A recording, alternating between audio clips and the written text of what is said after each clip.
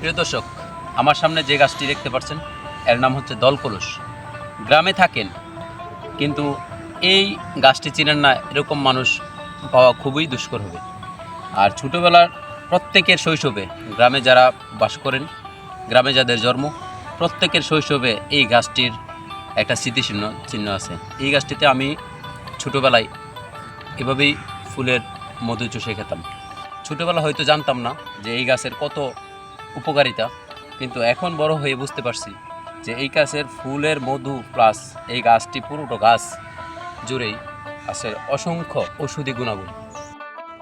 এই গাছটিকে আমাদের বাংলাদেশের বিভিন্ন অঞ্চলে বিভিন্ন নামে ডাকা হয়, যেমন শ্বেতাদ্রুন, দুলফি, দোলপি, তনকলস, দণ্ডকলস, দুলফি, দলকলস, ধুবড়ি, দুলকলস, কানশিসা, কাউন সীসা, দুরূপ শাক। তবে বিভিন্ন অঞ্চলের মানুষের কাছে শাক হিসেবে দনকলস অতি পরিচিত একটি উদ্ভিদ। আর ভেষজ চিকিৎসায় বহুকাল ধরে উদ্ভিদটি বহুল ব্যবহৃত হয়ে আসছে। সাধারণত কচি কাণ্ড সহ পাতা শাক হিসেবে খাওয়া হয়। ভেষজ চিকিৎসায় পাতা এবং কাণ্ড ব্যবহৃত হয়ে থাকে। জ্বর, সর্দি, কাশি, কৃমি, পেট ফাঁপা, বদহজম ও বাতের ব্যথায় শ্বেতদ্রোণের উপকারিতা ও ব্যবহার অনন্য। নানা ধরনের ত্বকের রোগ ও অ্যালার্জি কমে শ্বেতদ্রোণের ব্যবহারে। এটি বিভিন্ন পোকামাকড়, সাপ ও বিছার কামড়ের চিকিৎসায় বহুল ব্যবহৃত হয়।